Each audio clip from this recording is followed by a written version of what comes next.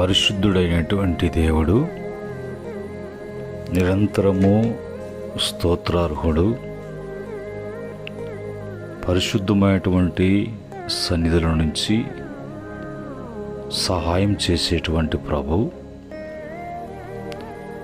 పరలోకమందును భూమి యందును ఆయన ఎప్పుడు కూడా పరిశుద్ధుడు పరిశుద్ధుడు అని కొనియాడబడుతున్నటువంటి ప్రభు తిరిగి మన జీవితంలో మరొక దినాన్ని చూడటానికి, మరొక దినములోకి ప్రవేశించటానికి మనలను ప్రవేశపెట్టి ఆయన యొక్క బిడ్డలుగా, ఆయన పాత్రలుగా, ఆయనకు మహిమ, ఆయనకు ఘనత కలగటానికి జీవముతో జ్ఞాపకము చేసుకున్నటువంటి దేవునికి స్తుతులు స్తోత్రములు చెల్లిస్తున్నాను.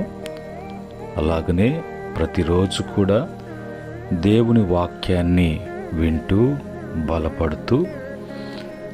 బలపడటమే కాకుండా ప్రభువుని ప్రాణాత్మ దేహాలతో మహిమపరుస్తున్నటువంటి, ఘనపరుస్తున్నటువంటి ప్రతి బిడ్డ కూడా ప్రభు పేరిట వందనములు, ప్రభు పేరిట శుభములు తెలియచేస్తూ ఉన్నాను. ప్రియమైన దేవుని బిడ్డలారా, ఈ యొక్క సమయంలో దేవుడు మనకై ఇచ్చినటువంటి వాక్యాన్ని చదువుకొని ప్రార్థనాపూర్వకంగా ధ్యానం చేద్దాం.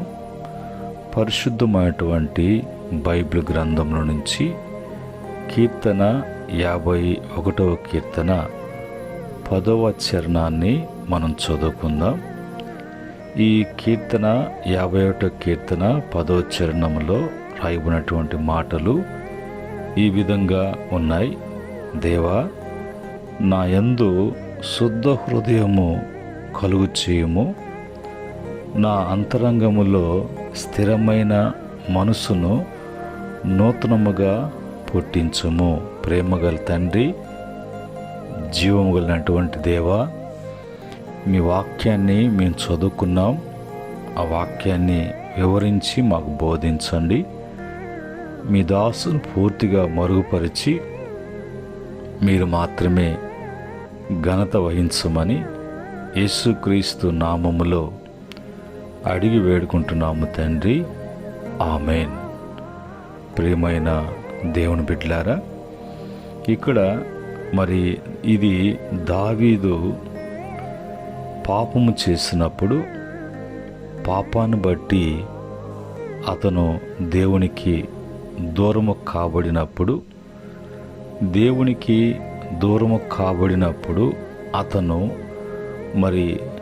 అతను కలిగినటువంటి అపవిత్రత, అతనిలో పాపాన్ని బట్టి కలిగినటువంటి ఆందోళన, అందులో ఆయనకి స్థిరత్వము కోల్పోయి దేవునికి విరోధముగా, వ్యతిరేకముగా జీవించినటువంటి జీవితం, ఆ జీవితాన్ని అతను చేసినటువంటి ఆ క్రియలను, పాపాన్ని ఎత్తి చూపించి నాతాను ప్రవక్త ద్వారా హెచ్చరించి గద్దించినప్పుడు తన జీవితంలో ఎక్కడ పాపం చేశాడో, ఎందుకు పాపం చేయవలసి వచ్చింది, ఎలాంటి పాపం చేశాడో, పాపానికి పాపము ఎలాగా సమకూర్చుకున్నాడు అనేది అతనికి తెలియచేయబడినప్పుడు దేవుని సన్నిధిలో అతను ఎంతగానో తగ్గించుకొని ప్రభు సన్నిధిలో అతను తన్ను తాను సరిచేసుకుంటూ పశ్చాత్తాపముతో దేవుని సన్నిధిలో వేడుకుంటూ, దేవుణ్ణి బ్రతిమలాడుకుంటూ ప్రభు సన్నిధిలో తన పశ్చాత్తాపముతో కూడినటువంటి కీర్తన ఈ 51వ కీర్తన. ఈ 51వ కీర్తనలో 10వ చరణంలో అంటాడు, నాకు శుద్ధ హృదయము అనేది లేకుండా పోయింది, అపవిత్రపరచబడినటువంటి హృదయముగా మార్చబడింది. నేను చూసినటువంటి కంటితో చూసి ఆ కంటితో చూసినటువంటి దృశ్యాన్ని మోహించి, ఇదంతా కూడా హృదయము ద్వారా జరిగినటువంటి పాపముగా, మలినమైనటువంటి హృదయముగా, శుద్ధి లేనటువంటి హృదయముగా నేను మార్చబడ్డాను. కనుక తిరిగి నాకు మరి మునుపు ఉన్నటువంటి ఆ శుద్ధమైన పరిశుద్ధమైన హృదయాన్ని నాకు కలుగు చేయండి, నాకు దయచేయండి ప్రభు అంటూ వేడుకుంటూ మరి ప్రభు సన్నిధిలో అతను మరి బాధపడుతున్నటువంటి, దుఃఖిస్తూ విలపిస్తూ ప్రభుని వేడుకుంటున్నటువంటి మాట. రెండవదిగా అతను పాపాన్ని బట్టి అంతరంగములో స్థిరము అనేది, నిలకడ అనేది, నెమ్మది అనేది లేకుండా మరి పోగొట్టుకున్నట్లుగా, అది అతని జీవితంలో లేకుండా పోవటము అనేది అతను గ్రహించి, రెండవదిగా మరి నా మనసు అనేది స్థిరము లేకుండా పోయింది అన్నట్టుగా ప్రభు సన్నిధిలో అతను వేడుకుంటూ, తిరిగి నాకు నూతనమైనటువంటి మనసును పుట్టించు, హృదయాన్ని కలుగు చేయి, మనసును పుట్టించు నూతనముగా అని తన యొక్క పాపాన్ని బట్టి ఎంత నష్టపోయాడో, ఎలాంటి నష్ట కష్ట బాధల్ని అనుభవించవలసినటువంటి పరిస్థితి వచ్చిందో అతను తన జీవితాన్ని, అనుభవాన్ని 51వ కీర్తన రూపములో తెలియచేస్తూ ఉన్నాడు. మన జీవితాల్లో కూడా ప్రభు ఆయన సన్నిధిలో స్థిర మనసు, నూతన హృదయము లేక పరిశుద్ధమైన హృదయము అనేది ప్రభు కోరుకుంటారు. ఈ క్రమంలో ఈరోజు మరి మనసును గురించి, నూతనమైనటువంటి మనసు, స్థిరమైనటువంటి మనసు కలగాలంటే, కలిగి ఉండాలంటే ఏం చేయాలి అనేది బైబిల్ నుంచి కొన్ని విషయాలు. నూతనముగా స్థిరమైన మనసు మరి పుట్టాలి అనగా మనసు మార్పు కావాలి, మార్పు చెందాలి. ఈ క్రమంలో మనసులో మనము చేయవలసినటువంటిది ఏమిటి అనేది బైబిల్ చెప్తుంది. నూతనంగా మనసు కావాలన్నా, స్థిరముగా ఉండాలన్నా మనలో మనం ఏం చేయాలి? మొదటిగా మన మనసును ప్రభుకి ఇవ్వాలి. మొదటి దినవృత్తాంత గ్రంథాలు 29:9 ప్రకారంగా ఆయన ఎద్దుకు వచ్చి ఆయన చేతిలో ఉంచితే ఆయన బాగు చేస్తాడు.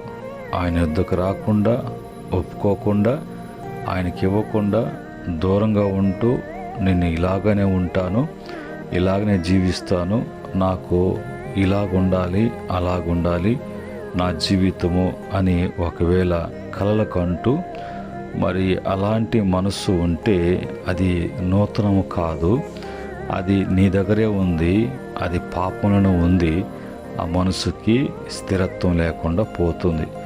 అది లేని కారణాన్ని బట్టి ఇంక జీవితంలో శాంతి, సమాధానము, సంతోషము, ఉల్లాసము అనేది ఏది కూడా లేకుండా పోతుంది. కనుక జాగ్రత్త అన్నట్టుగా వాక్యం ద్వారా మాకు తెలియచేయబడుతుంది. రెండవదిగా సత్యమును అనుసరించి నడవాలి. నూతన మనసు కావాలన్నా మనసు మారడంలో మరి సత్యమును తెలుసుకొని, సత్యమును బోధిస్తున్నప్పుడు దానిని అనుసరించి నడుచుకోవాలి. మొదటి రాజుల గ్రంథము 2:4 ప్రకారముగా. మూడవదిగా ప్రభు పని చేయుటకు నిశ్చయించుకోవాలి.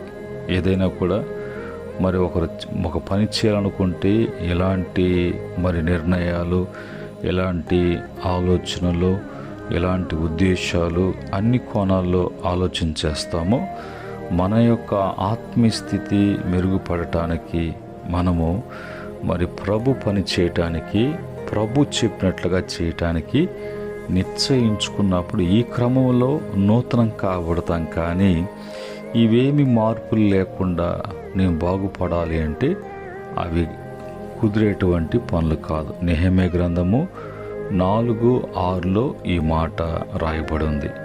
4వదిగా మనసు స్వాధీనంలో ఉంచుకోవాలి. సామెతల గ్రంథము 16:32 ప్రకారంగా మనసును మనము స్వాధీనపరుచుకోవాలి అని అంటే ప్రభుకి మనల్ని అప్పగించుకోవాలి. మనము ప్రభువుని సత్యాన్ని, వాక్యాన్ని అనుసరించాలి. ప్రభు పని చేయటానికి, ప్రభు చిత్త ప్రకారం చేయటానికే నిశ్చయించుకోవాలి. ఈ క్రమంలో ఉన్నప్పుడు ఆటోమేటిక్గా మనసు అనేది స్వాధీనంలోకి రావటానికి, స్వాధీనపరచబడటానికి. అందుకని ప్రాకారము లేకుండా పాడైనటువంటి పురము ఎలాగో తన మనసును అణుచుకునేటువంటి వాడు అలాగా పాడైపోతాడు. మరి గొప్ప పరాక్రమశాలి అయి ఉండి గొప్ప పట్టణమును స్వాధీనపరుచుకున్నట కంటే తన మనసును స్వాధీనపరుచుకున్నవాడు ధన్యుడు అని వాక్యం చెప్తుంది.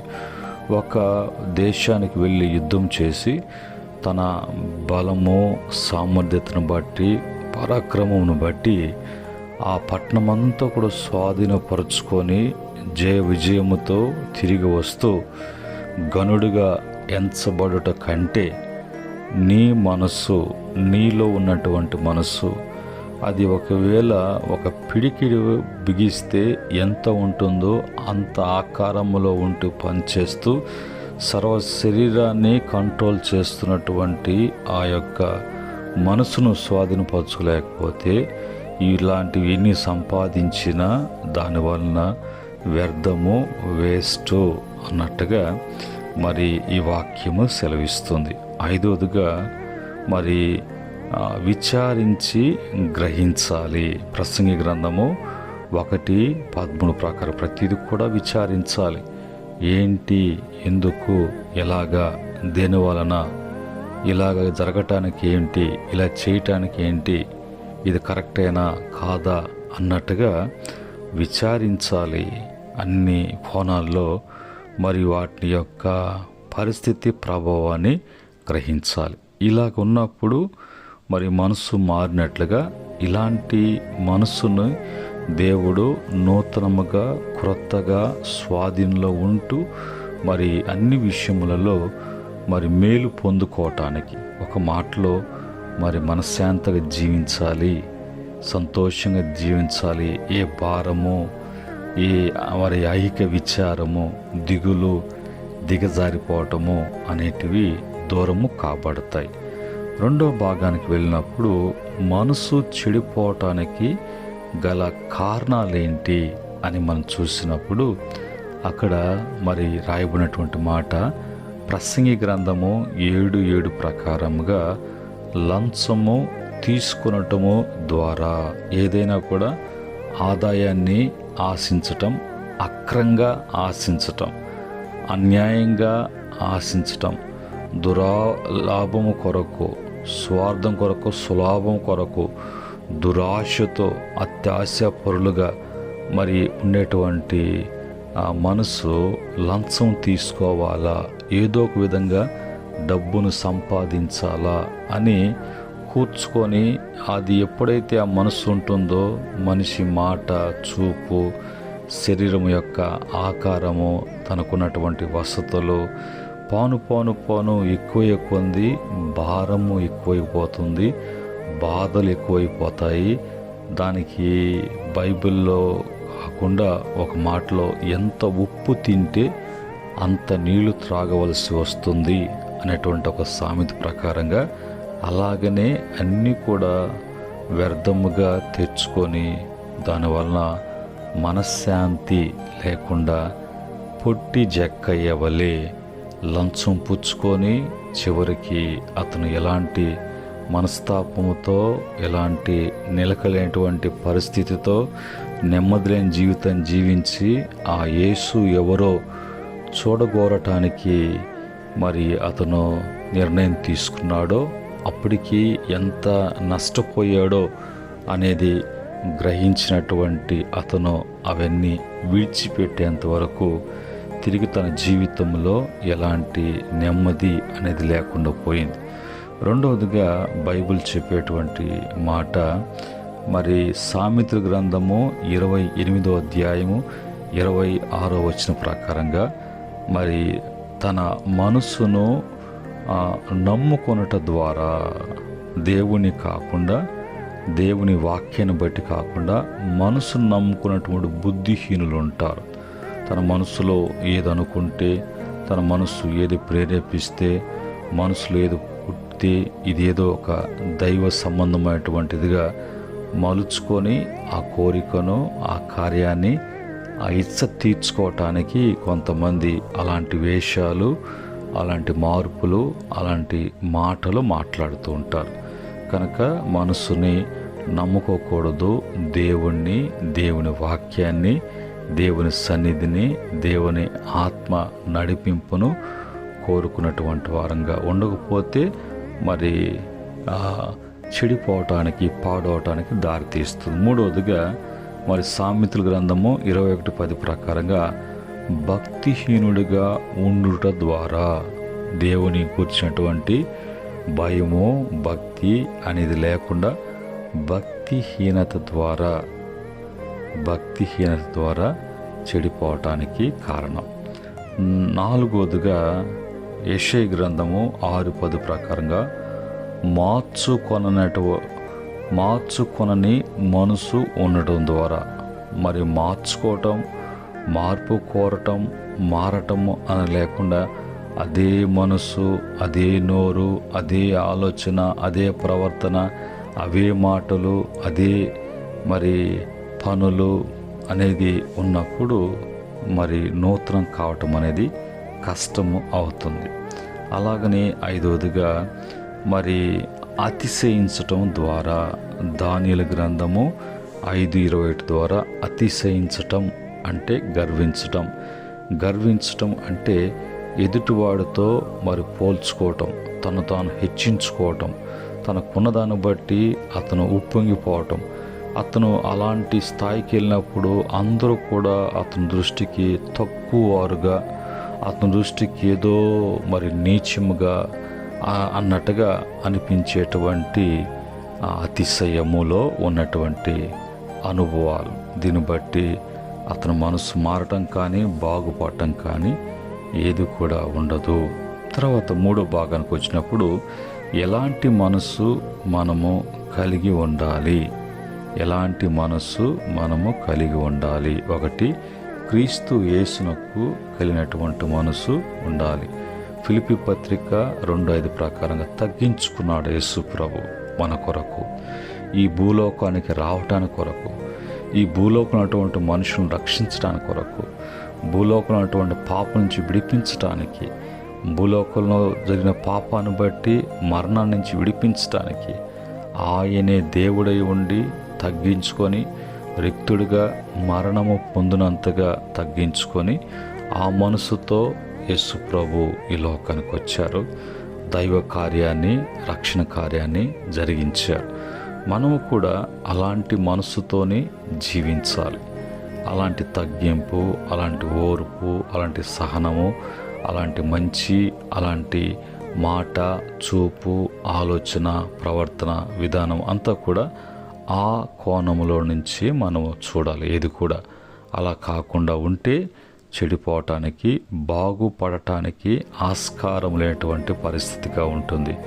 రెండవదిగా దానియేలు గ్రంథము 6:10 ప్రకారంగా నిబ్రమైన మనస్సు ఉండాలి. ఎప్పుడు కూడా దృఢముగా, నిబ్రమగా, గట్టిగా ఏది వచ్చినా కూడా ధైర్యంగా ప్రభువును బట్టి నిలబడటానికి మరి అలాంటి మనస్సు కలిగి ఉండాలి. మూడవదిగా మరి ద్వితీయోపదేశకాండము 10:12 ప్రకారంగా పూర్ణ మనస్సు ఉండాలి.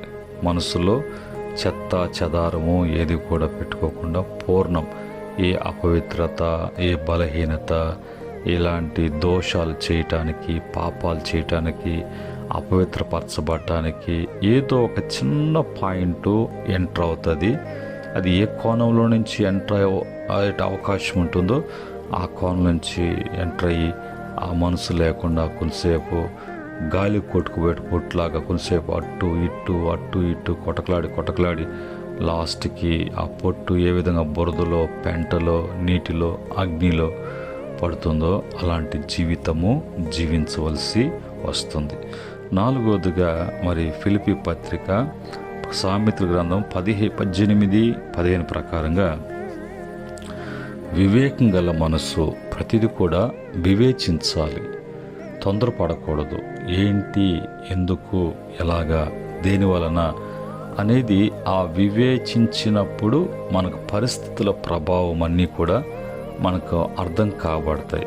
లేనప్పుడు అన్నీ కూడా తారుమారు చేయబడినటువంటి పరిస్థితి.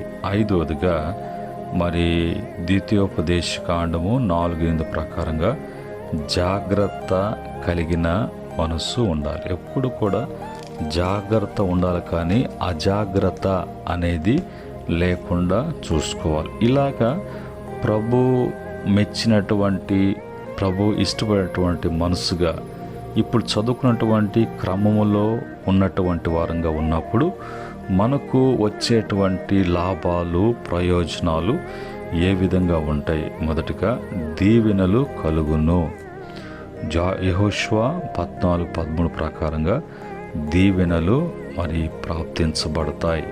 2వదిగా నెమ్మది కలుగు చేయబడతాయి. 2వ కొరింథీ పత్రిక 2వ దినవృత్తాంత గ్రంథాలు 15:15 ప్రకారంగా. 3వదిగా యుద్ధాలు, పోరాటాలు ఏమీ లేకుండా నెమ్మది ఉంటుంది. 2వ దినవృత్తాంత గ్రంథాలు 15:15 ప్రకారంగా. తర్వాత 4వదిగా మన మనవి దేవుడు ఆలకిస్తాడు, అంగీకరిస్తాడు, కార్యము జరిగిస్తాడు. 2వ దినవృత్తాంత గ్రంథాలు 34:27 ప్రకారంగా. 5 రక్షణ అనేది మనకు ప్రాప్తించబడుతుంది. కీర్తన 34:18. ఈ క్రమంలో మనసులో ఏమి ఉండాలి అంటే మరి మొదటగా ప్రభుని ఆశ్రయించాలి అని ఉండాలి. 2వ దినవృత్తాంత గ్రంథాలు 30:19 ప్రకారంగా. 2 ప్రభు మాటలు ఉండాలి మన మనసులో. సామెతల గ్రంథము 7:1 ప్రకారంగా. 3 ప్రభు ఆజ్ఞలు ఉండాలి, ఆజ్ఞ ప్రకారమే నడుచుకోవాలి. సామెతలు 7:2 ప్రకారంగా. 4 దారి తప్పిన వారిని మంచి మరి దారిలో తీసుకొని రావాలి అని ఉండాలి. అంటే మంచి కోరుకోవాలి ఎదుటివారు. గలతీ పత్రిక 6:1 ప్రకారంగా. మరి అలాగనే క్రీస్తులాగా శ్రమ పడాలి అనేది మన మనసులో ఉండాలి. 1 పేతురు పత్రిక 4:1 ప్రకారంగా. ఇలాగా మనసులో మరి దేని మీద మన మనసు ఉండకుండా చూసుకోవాలి అని అంటే బైబిల్ చెప్తుంది. మరి భూ సంబంధమైన వాటి మీద మనసు ఉంచకూడదు. కొలస్సీ 3:2 ప్రకారంగా. చెడుతనం మీద మరి ఉండకూడదు. చెడు అనేది ఎప్పుడు కూడా విసర్జించాలి. దానికి ఎప్పుడు కూడా మనము దూరముగా ఉండునట్లుగా చూసుకోవాలి.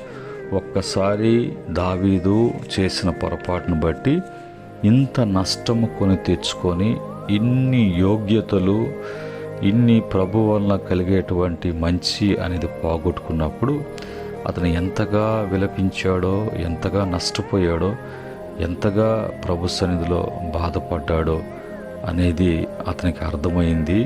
అతని పరిస్థితులు తారుమారు కావటము అతని జీవితంలో గొప్ప భయ ఆందోళన కలిగించటం అనేది గ్రహించినప్పుడు వెంటనే తిరిగి ప్రభు పాదాలు పట్టుకొని తను ఎక్కడ అపవిత్రపరచబడిందో, ఎక్కడ అతనుకు మరి స్థిరత్వం లేకుండా పోయిందో, ఇలా కోల్పోవటానికి కారణం ఏంటో అన్నీ గ్రహించి ప్రభు పాదాలు పట్టుకొని తన జీవితం సరిచేసుకొని తిరిగి మార్పు కోరుకుంటూ చెప్పబడినట్టు క్రమములో తన మనస్సును నూతనపరుచుకోవటం, తన హృదయాన్ని శుద్ధి చేసుకోవటం ప్రభు వలన సాధ్యం. మనుషుల వలన, లోకం వలన, డబ్బు వలన, బలగాలను బట్టి, బ్యాక్గ్రౌండ్ బట్టి ఇవి ఏవి కూడా లభించమో, ఇది ఒక్కరి వల్లనే సాధ్యమో, అది ప్రభు అయిన యేసుక్రీస్తు ద్వారా. ఇట్టి సహాయము, ఇట్టి మార్పు కోరుకున్న బిడ్డలకును, ఒకవేళ అలాంటి పరిస్థితుల్లో ఉన్న బిడ్డల జీవితాల్లో ఈ మాటలను బట్టి ప్రభు వారికి శుద్ధ హృదయాన్ని, నూతనమైనటువంటి మనసునిచ్చి స్థిరపరిచి ఈ లోకములో వర్ధిలింప చేయునుగాక. ఆమెన్. పరిశుద్ధుడైనటువంటి మా తండ్రి, కృపగలిగినటువంటి మా దేవ, ఉదయకాలమందు మీ అమూల్యమైనటువంటి సత్యవాక్యములు మాకు వినిపింపచేశారు. మా ఆత్మలు తెప్పరిల్లటానికి, హృదయాన్ని, మనసుని మరి జాగ్రత్త పరుచుకోవటానికి, శుద్ధి చేసుకోవటానికి, అలాగనే అన్ని విషయములలో మేము జాగ్రత్త కలిగి జీవించటానికి మీరు ఉదయకాలమందు మీరు ఇచ్చినటువంటి మీ మాటలను బట్టి స్తుతిస్తున్నాం.